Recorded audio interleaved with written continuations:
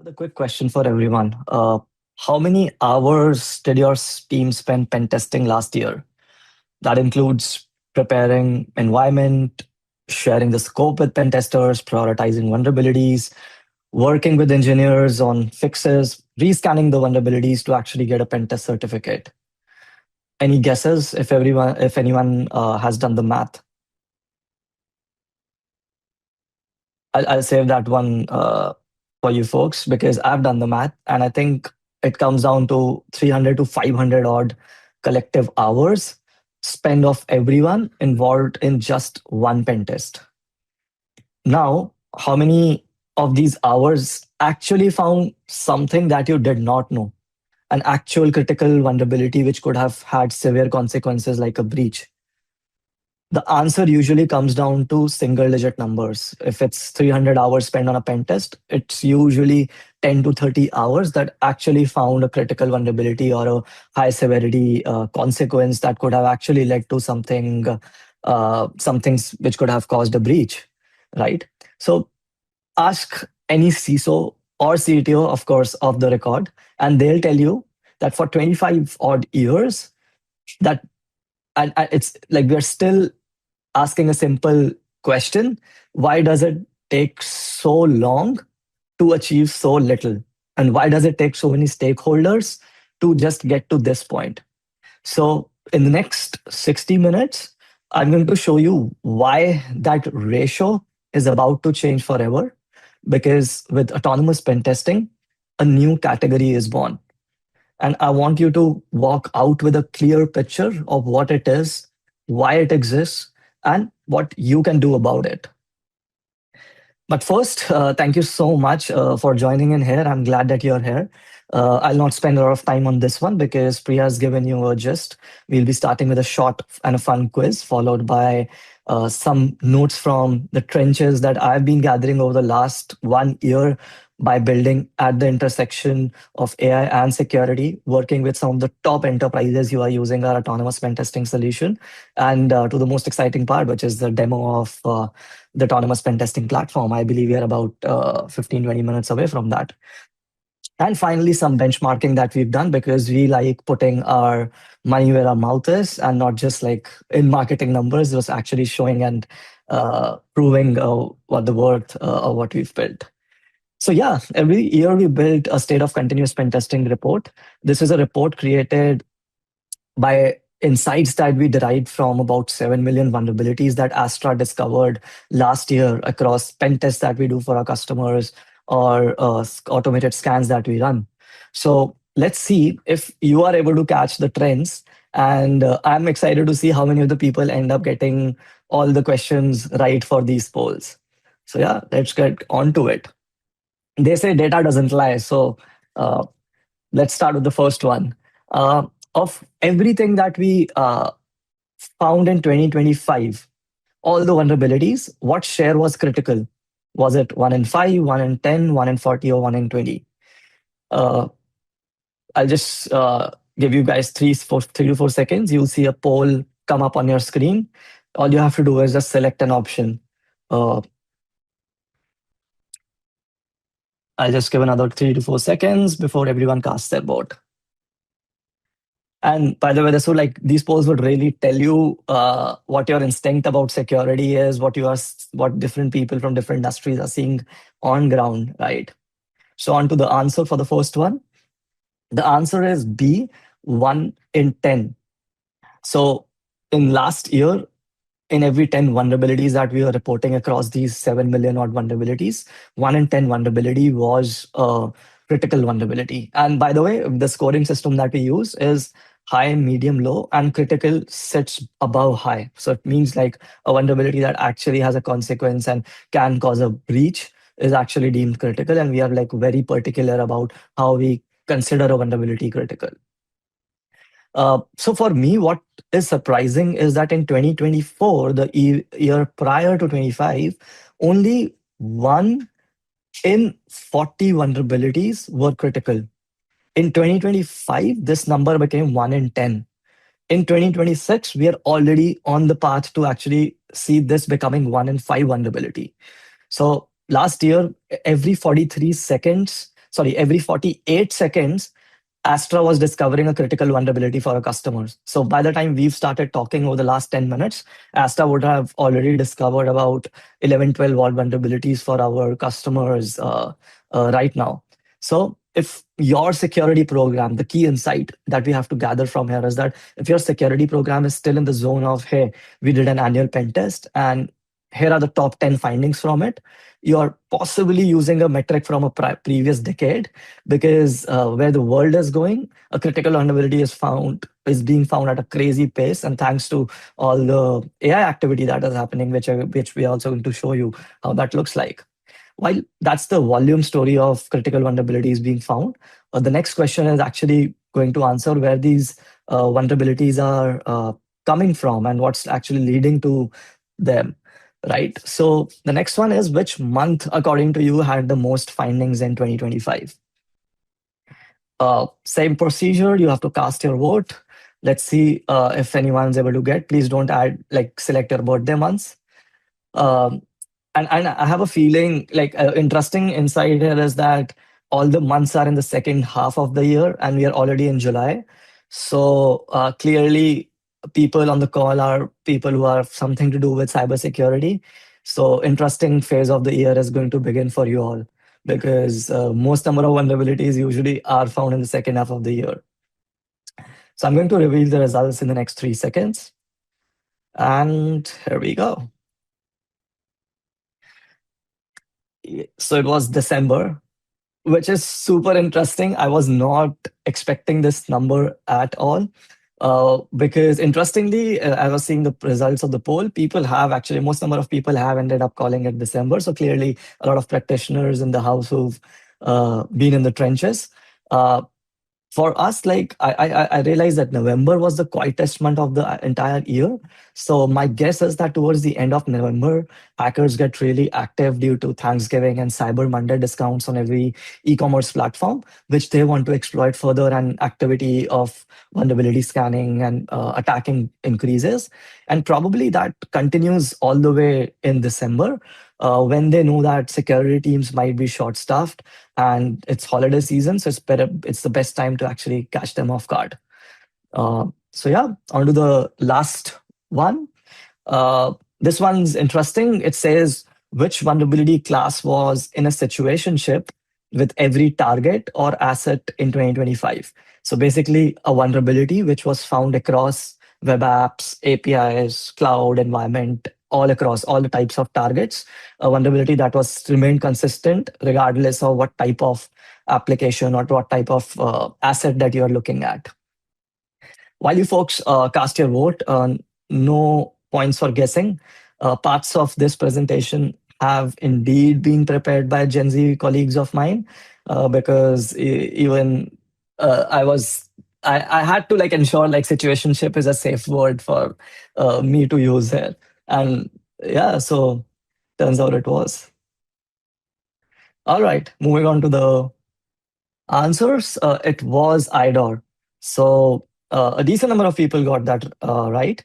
IDOR, indeed, the top vulnerability in OWASP top 10 was in situationship with pretty much everyone in 2025. It is definitely a dominant killer kind of a vulnerability.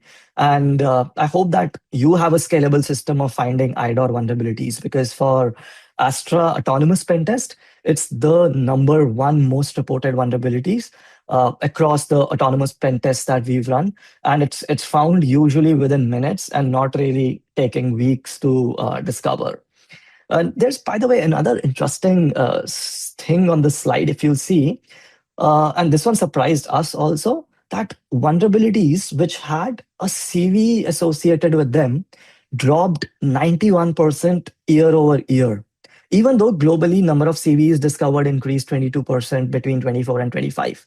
Now, what this tells us is that vulnerabilities that are hurting real production systems are not necessarily logged or have a CV number associated with them. This basically tells that, only 1 out of 10 vulnerabilities which are actually hitting production systems or causing a breach are the vulnerabilities, like only 1 out of 10 out of them are CV associated vulnerabilities.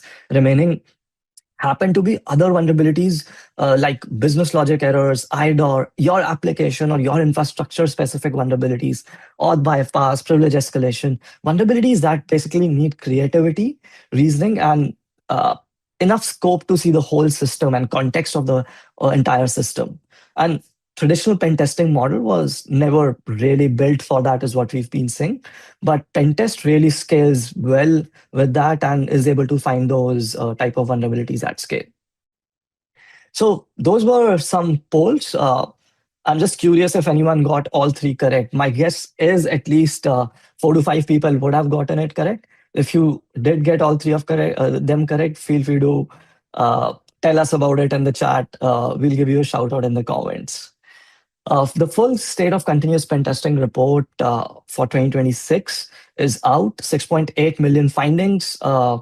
We usually take months to actually work on this, and what how we present the data is not just a lot of text, but it's a lot of graphs, a lot of insights. Basically, the idea is that since we sit on so much data of vulnerabilities, how we can help the community in deriving insights so that they can use this all this data in their everyday life.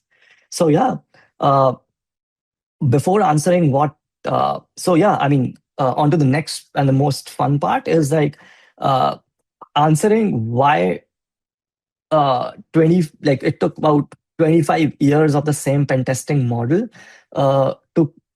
to graduate into autonomous pen testing now, and why that traditional pen testing model has finally hit the wall, right? So before even answering the why, let me very quickly actually tell you about the world that we are living in right now. So, as we all know, we are living in a world where everyone is a power user of LLMs. Interestingly, just a few days ago, my 9-year-old niece was using these emojis which were super tailored. They had like AI stickers with her friends' pictures on it, and she was sending these messages to them on WhatsApp. And they didn't look anything like the emojis that us millennials look. They were super tailored. Every reaction had a custom emoji of a person like who was her friend. And I was like, how are you doing this? And she's like, I'm using this application with WhatsApp to message them. And turns out it was, of course, using LLMs in the background to create emojis out of real pictures and real emotions in real time. So yes, clearly everyone is a power user of LLMs directly or indirectly. To talk about businesses themselves, every business unit is using AI first applications. Previously, the game was that they were using AI powered copilots or SaaS applications which had some AI features. But now every business is using AI first applications, the apps which were built and are AI first, which is of course making them productive. Marketing teams are wipe coding their dashboards, so no dependency on engineering teams. Engineering teams are expecting every developer to be a full stack developer.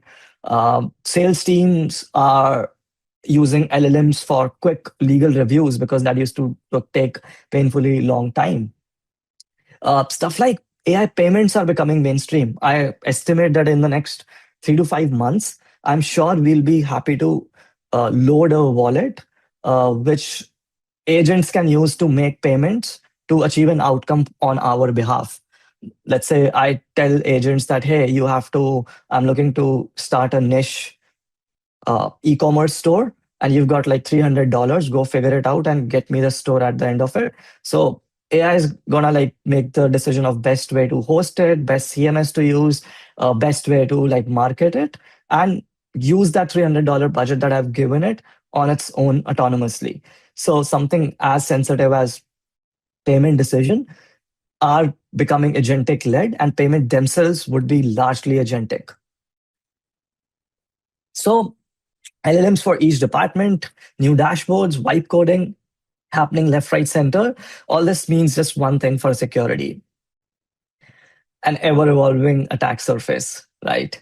So, how can traditional pen testing keep pace at this in this new world of annual pen tests or a basic vulnerability scan? Both of them are redundant, even like in 10 minutes of completion, I think. So, because if the problem is agentic, I'm very sure that uh, the solution also should be autonomous and agentic. So very quickly, let me call out where traditional pen testing is broken, because I think it's not going to go away. I've been a pen tester myself. I know the future will have humans plus AI and not humans or AI. So on the screen, you'll see three specific places where traditional pen testing fails. First is essentially breadth. A good pen tester needs a few days to sometimes a week to test an asset deeply. You have 400 assets, you do the math. And of course, these 400 assets sometimes need to be tested quarterly or sometimes even monthly. So you're always in that pen testing mode and it just does not scale. So, and by the way, while these 400 odd assets were counting, someone from marketing ended up just vibe coding two new dashboards. So that also is the new reality. Second is threat modeling. So no human brain can possibly have every attack path in their memory. And with so many new attack surfaces getting unlocked, we've got MCPs, agents, non human identities. High quality threat modeling isn't humanly possible now because applications have become complex and they are ever evolving. So it's very difficult or very unfair to expect that a human would be able to threat model everything, even using basic tools. It becomes a bit of a challenge because pen testing usually is a time gapped exercise. And if a pen tester is spending 3 days threat modeling, they've just got maybe 2 days to pen test. So that does not scale that well and eventually leads to low quality results. And finally, comes down to my favorite one, which is creativity fatigue, because it's not talked enough. You ask any senior pen tester on your team, by the time they're like writing their 400th vulnerability report, the puzzle is no more interesting for them. Some of the sharpest minds in offensive security space are spending their careers writing the same vulnerability report they wrote in the first month of their job, right? It's still happening. And how many times do we ask a pen testing company, how creative are your pen testers? We just ask them for their certifications. But creativity fatigue leads to bad quality results. And this often happens more often than not. So, well, this is not a people problem.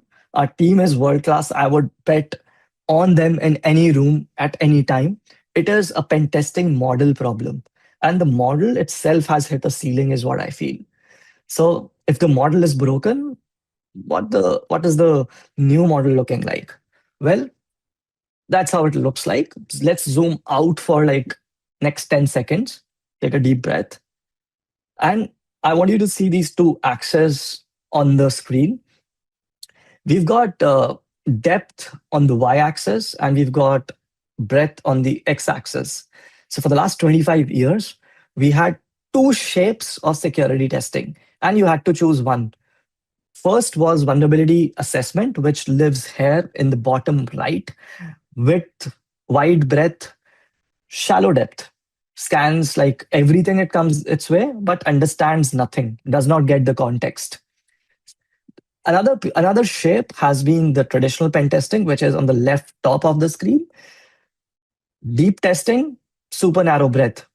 On a small slice, it will be super deep, human driven, but it'll be blind to the rest. If you've got dozens of assets, which everyone has in today's world, you can only plan a specific pen test on a specific area and say that I'll go super deep here.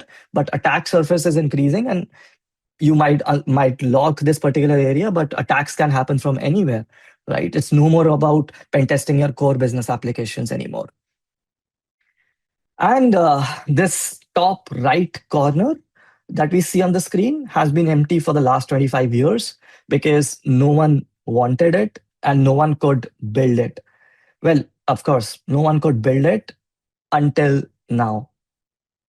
Autonomous Pentesting is the category that sits at the top right corner. Wide breadth and deep testing, that too in record time. It's the first thing in the last couple of decades that does not force you to choose. This is not a better scanner. This is not a cheaper pen test. It is an absolutely new shape. Different assumptions, different architecture, very different economics. So for the last 25 years, every conversation about security testing was, do we spend the money on wide coverage or deep coverage? Because you just had to choose out of one. The conversation is now over. autonomous pen testing is the answer that makes the question absolutely obsolete. And what I know, like some of you would be thinking, hey, this sounds like a marketing slide, prove it, right? So, fair, that's exactly what I'm going to do right now. Let me show you what living in this top right corner looks like. On to the most exciting part, which is showcasing autonomous pen testing in action. I'm just going to screen share again with the correct browser link.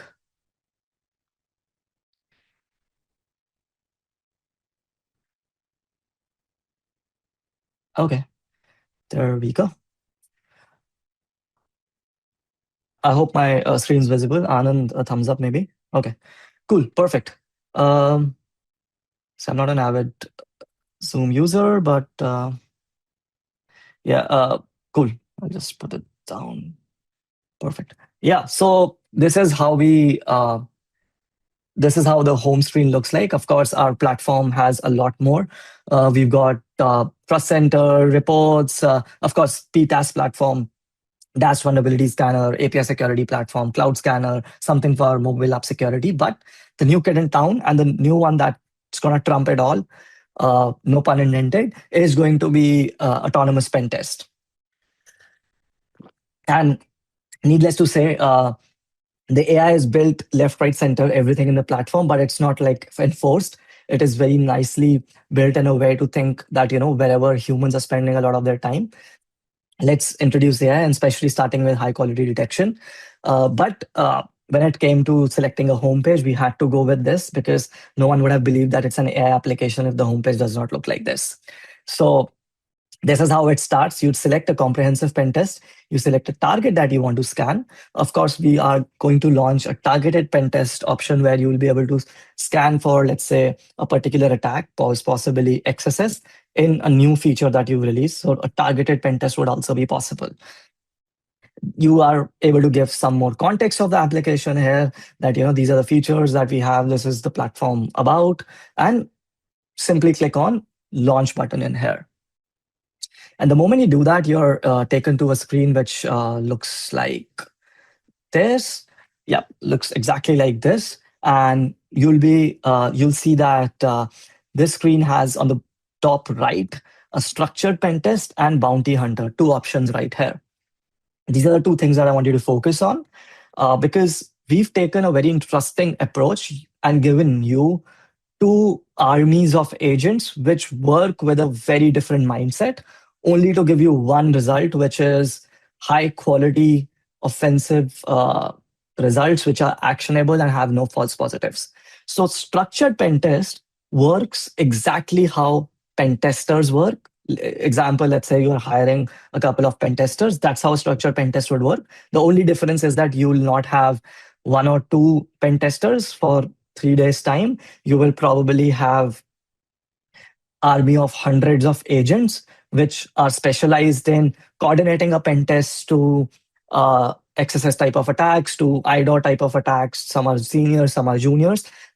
Agents that are trained to run a pen test just like humans run in a super structured way. They follow all the standards, right from OWASP pen testing methodology to PTAS pen test execution standard to SANS pen testing methodology.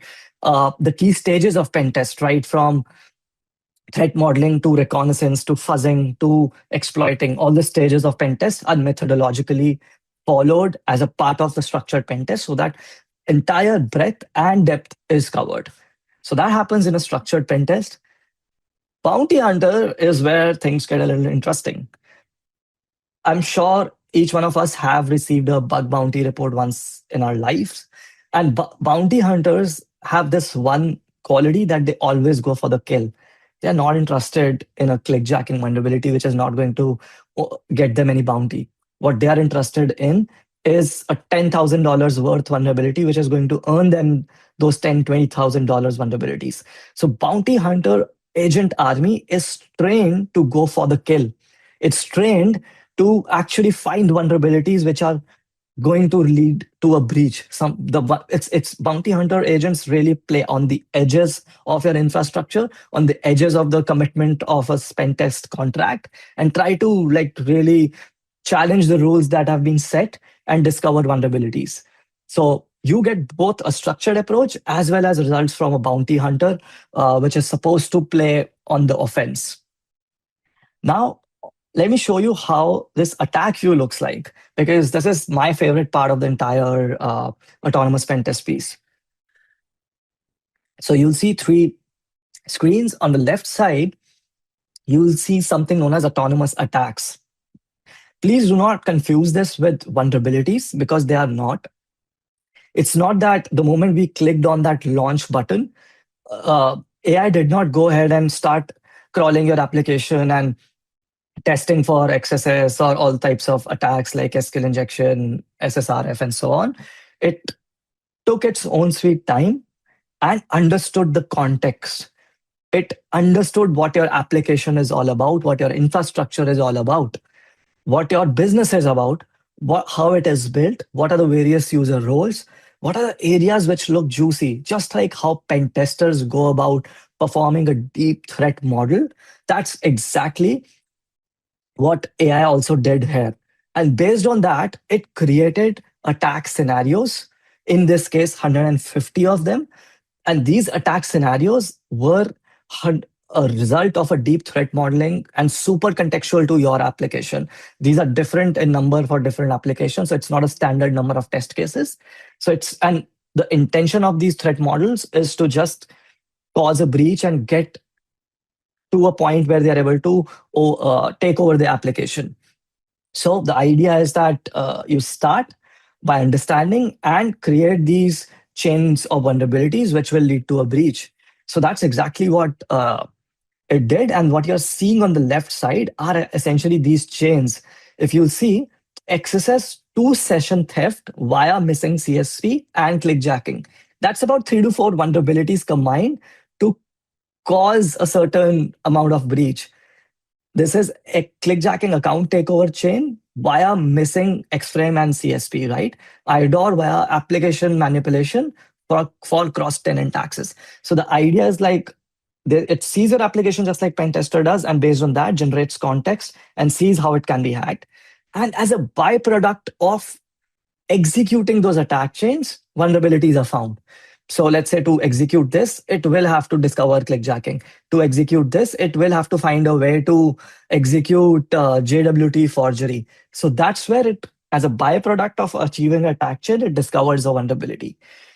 This flow changes everything. That's why it's not a vulnerability scanner which is smarter. It's not a pen tester which is something else. It is a completely new ecosystem of how vulnerabilities are discovered, because the speed is of of a vulnerability scanner, but the depth is uh, sometimes even way better than pen testers, right? So that's how it looks. And this is what you're seeing at the right at the middle is one of the attack stories where it says that what its hypothesis was, how it went about executing that story. And it also shows you what was the attack path it was trying to follow, that I'll just no auth is required here, I'll do a get, and then I'll have two paths that I'll try to follow, and then eventually I'll try to get to unauthorized privileged changes. And as a part of this chain, it ended up finding two vulnerabilities, and it also shows you what are the checks it conducted which yielded no vulnerabilities. So that also is something that it very transparently tells you. And finally, it does not tell you that, hey, add 5 different checks. It just tells you that do these two solid things to break the attack chain itself. That's the fun part, because who has time to execute everything, fix every vulnerability, right? So out of all of this, all the vulnerabilities that are found as a part of one chain are mentioned here. Some chains, of course, do not have a vulnerability. It was trying SQL injection and endpoints. We see screenshots also where it was trying, but it yielded no vulnerability. So you'll just see the attack story, but as a result of it, no vulnerabilities were found. All these screenshots also that you see are generated dynamically. let's say this is showing a clickjacking screenshot. So this has been generated dynamically, no human, nothing involved here. So that's how a structured pen test journey looks like. A bounty hunter gives a very similar approach, which a bounty hunter just gives you a report, just like how a bug bounty hunter gives, with all the details of vulnerabilities that are found. And both the vulnerabilities combined from the structured pen test and bounty hunter are presented in this list of vulnerabilities. But that's not where it ends, right? Because your pen test does not end with just discovering vulnerabilities. I mean, traditional pen tests do, or maybe your current pen test provider ends there. But with Astra, we end the pen test when vulnerabilities are fixed, because we believe that that's also kind of sort of our responsibility to work with you on that front. So for that, first piece is to ensure that you are getting the vulnerabilities which are validated. So we've got an AI validator, which is an independent set of agents which are trained to scrutinize the results given by the structured pentest and bounty hunter and validate their vulnerabilities, so that you do not have to do that. And it's actually telling you that, hey, on your behalf, I ended up validating these vulnerabilities and telling if some vulnerabilities are false positive or some vulnerabilities are true positive. So let's see, in this case, right? This vulnerability turns out was a true positive, because and it shows you the reasoning behind it, why it said justification and evidence. And same is the case with the vulnerability that was a false positive. In here, you'll see that validator will say that, hey, risk score is 2, but outcome is false positive. I'm pretty sure about it. And here's the reasoning, justification, and evidence for it being a false positive. So that layer of validation, so that you do not get a lot of noise, also happens right here within the platform. And very quickly going to show you that, by the way, I hope by now everyone of you would have noticed the kind of vulnerabilities reported. And this is not, we never, one of the mandate that we had with this autonomous pen test platform was that we will never test it on a OWASP juice shop or on a DVWA or any of these applications, because that's not proving anything. So we've tested on real world applications, hundreds of them now, and the kind of results that you see are very similar in there. By the way, this application where you're seeing the demo is a white coded application on one of the key top platforms that we actually found. And the white coding platform was not like, we've not made it intentionally vulnerable. We just decided that we'll try to create a SaaS which does this. With that intention, we actually created an application, and that's where so many of these vulnerabilities are found. Yeah, and if you're planning to send a text to all your colleagues who have been vibe coding dashboards, hold it off until the end of the webinar. You might just get a discount code, because this is what vibe coding is leading to. Yeah, so if you'll see, the vulnerabilities are not an XSS vulnerability, they are very business logic vulnerabilities. Unauthenticated straight transition by a put request. Unauthenticated admin profile creation by a mass alignment, right? Unauthenticated IDOR on an auth change password, right? So very creative vulnerabilities. This vulnerabilities allowing to create admin user via CSV upload, right? Stuff like this is very easily discoverable in the wild. Very quickly, steps to reproduce. You'll see that steps to reproduce are also like no other. We tell exact steps to reproduce, which are super specific. A shell command needs to go here, what the actual result is, what the expected result is, followed by a web request. Here also what an expected and actual result is, followed by steps to fix, which are code pieces tailored to an application. No more sanitize inputs kind or encode this or encode that. None of that. Specific things in your code base that you need to apply are mentioned as steps to fix. But hey, we do not stop there. Here's a fix with AI button. In one click, you can send all these vulnerabilities to Cursor, Copilot, Claude, and it, with all the context, including steps to fix, your developers get that, all that within their IDE. So this is an MCP integration, so they're able to like fix in record time. We've not even announced this feature properly. We just did this a couple of days ago, but this has been live for a few months. And like, if you'll see our reviews on G2 and a couple of places, possibly my Anand would also show very shortly, it has been about this feature because developers are loving it. Because developers, it's not that they do not want to do security, but when we make it easy for them, they appreciate a lot more. And that's when security teams also win.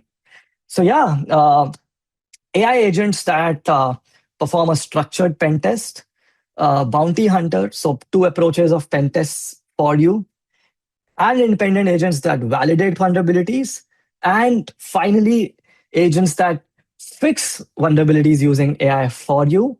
All of this under one platform. This is no more traditional pen testing. This is finding, validating, and fixing using AI. And that's the future of pen testing. And we are calling it the start of self healing software. And I'm glad that at Astra we've built this. So that was a demo for Astra Autonomous Pentest. We've got, of course, ton of integrations, Jira, Slack, all of those things are already built in the platform because the platform itself is super mature. Happy to take up questions in the next few minutes. For now, there are a couple of other interesting things that Anand's going to show the next few minutes. So yeah, thank you so much, and over to you, Anand.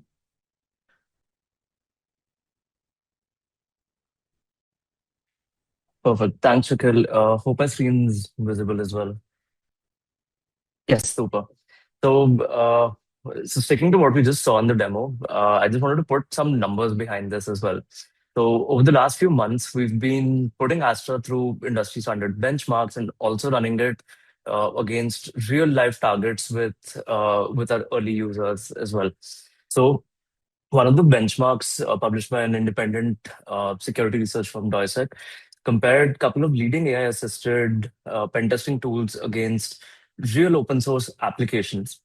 So the benefit of such benchmarks is that there's a standardized methodology and transparency in the findings without even like a vendor involvement. So what we did is we took the exact same methodology and ran the Astra Autonomous Pentest against the same targets using the same classification criteria to see where we stack up as well. So here's what we came back with. So uh, on that particular application, Astra came back with 27 true positives compared to seven which were found by the other vendors, and which is essentially like a 3.9x improvement in the coverage, which is like real confirmed vulnerabilities, and that too across 11 different attack categories versus five.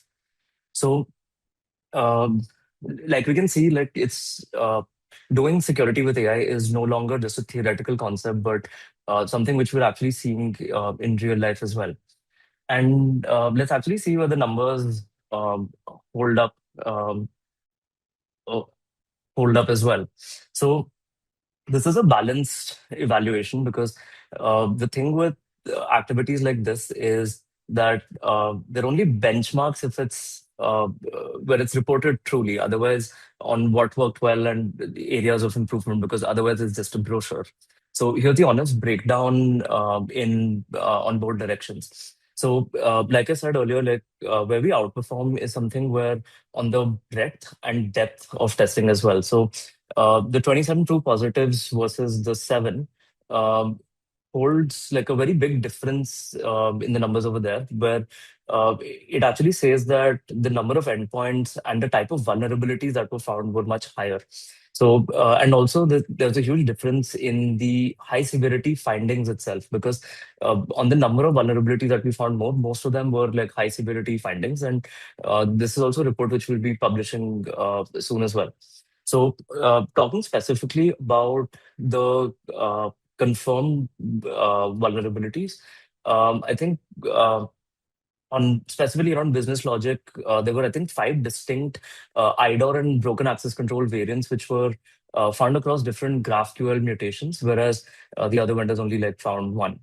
And which we also looked at the vulnerability classes where I think there's an overlap of four classes, whereas like on the four were an overlap and the rest were something which only Astra found, which is a good sign because when two tools find similar category of vulnerabilities independently, it confirms that uh, it's actually a true positive over there. And on the other seven classes of vulnerabilities, which we only found were around like rate limiting, session management, GraphQL abuse, very specific like race condition vulnerabilities, and other like DNS related vulnerabilities. And yeah, and also on like API design gaps as well, which are something which are very fundamental to how these applications operate.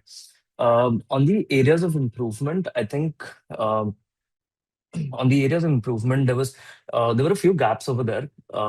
So of all the seven findings which they found, like I think seven were real versus some of the issues which our scanner, which the autonomous pen test flagged.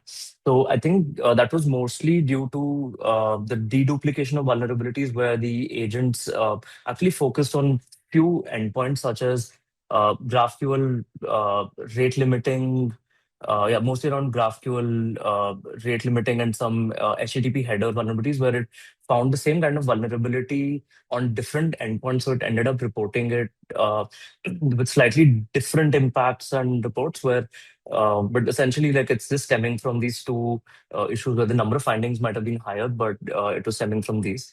So that is something which we've already addressed in the platform with better dedupe capability. And there was like one gap around SSRF detection, which Astra did not find, which the other vendor did, and that's something which we're already addressing. So I think for that aspect, it required active probing with outbound network behavior. Which we're already addressing. So the bottom line that I want all of you to remember was that I mean a tool with 100% precision is great, but like it could still only find seven vulnerabilities versus like 20 other real vulnerabilities which were just sitting undiscovered. So I think the approach with which we're taking this is we were intentional in actually showing the coverage of what was tested, especially the attack scenario piece, where you can actually see what was tested and what was found as well.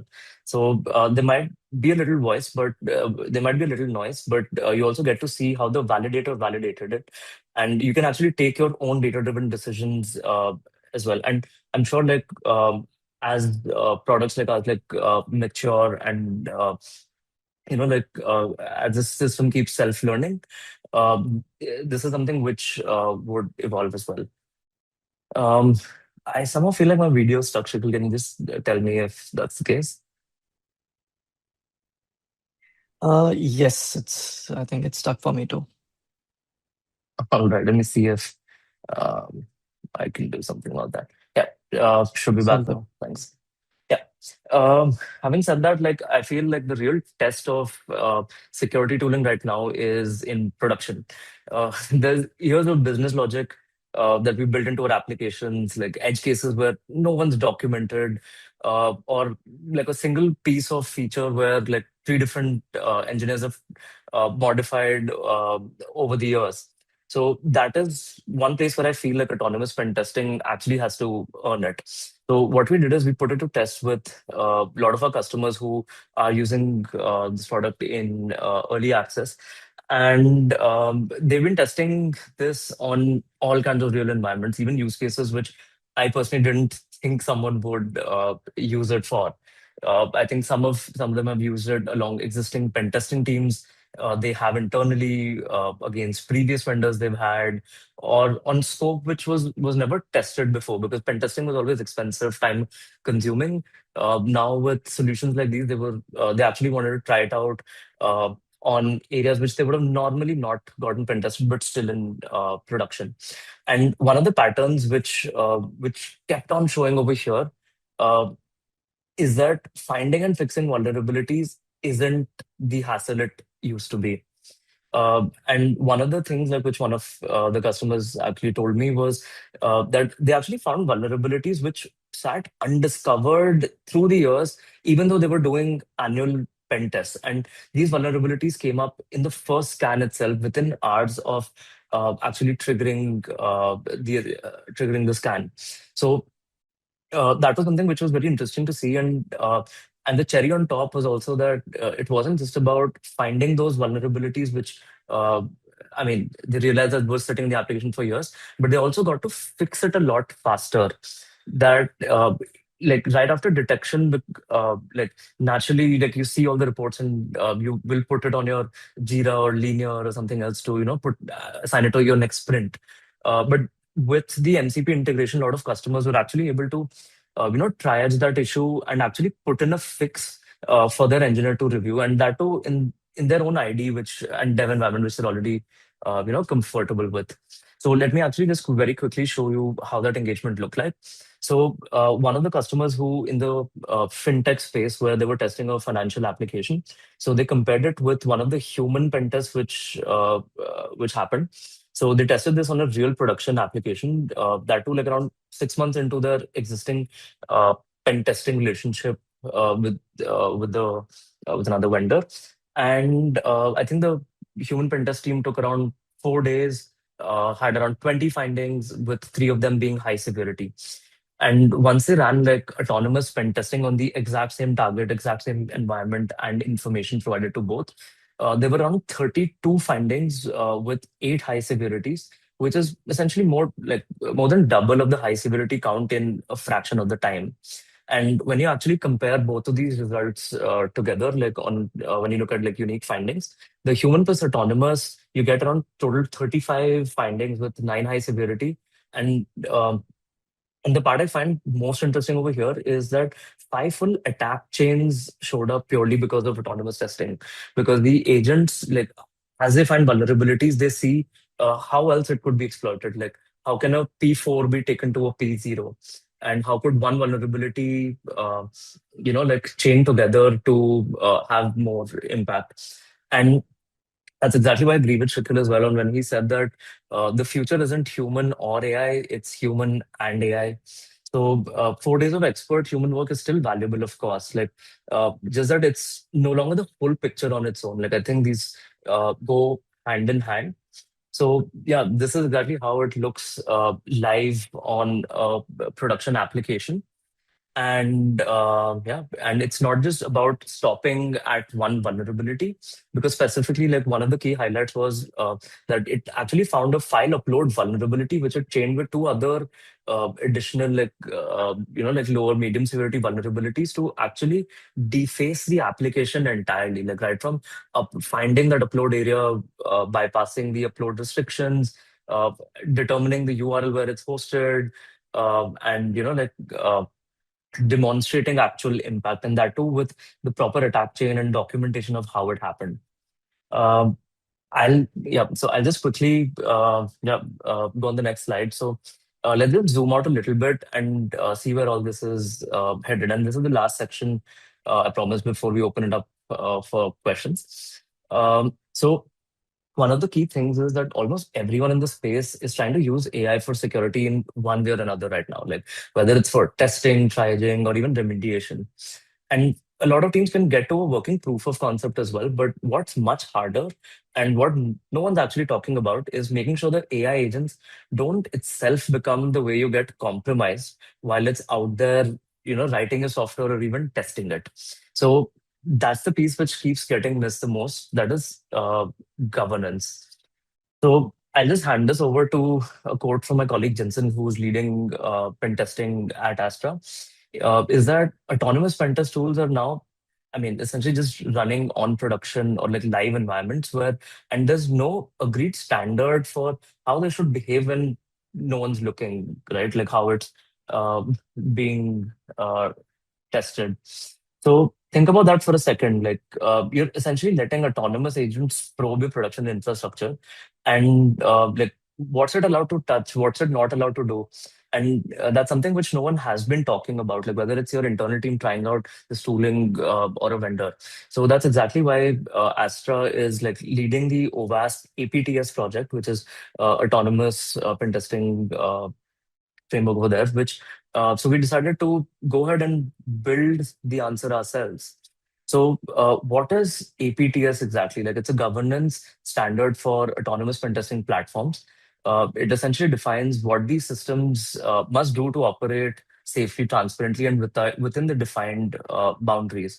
And it doesn't matter whether it's a vendor tool, a service, or something like your enterprise security team is building in-house. So it's not exact, just a clarification that it's not another testing methodology, but I mean, they're already testing methodologies like OWASP, WSTG, which again we're a contributor to, and other frameworks. So it's mostly complementing these, specifically towards like autonomous agents which are finding vulnerabilities. So we've set aside like around some 173 requirements across eight domains and three compliance tiers for varying different types of autonomous levels itself. So we'll probably drop a link to the OWASP APTS in the chat in case any of you are interested to see. And yeah, that's about it. And this is exactly where I feel where all of this is going. Like increasingly, AI is writing the code, AI is finding vulnerabilities in that code, and finally, it's also fixing them too. So essentially, closing the loop instead of a 500-page report that lands in someone's inbox and even gets triaged next week. So yeah, that's the world we're building towards, and essentially software which heals itself. So yeah.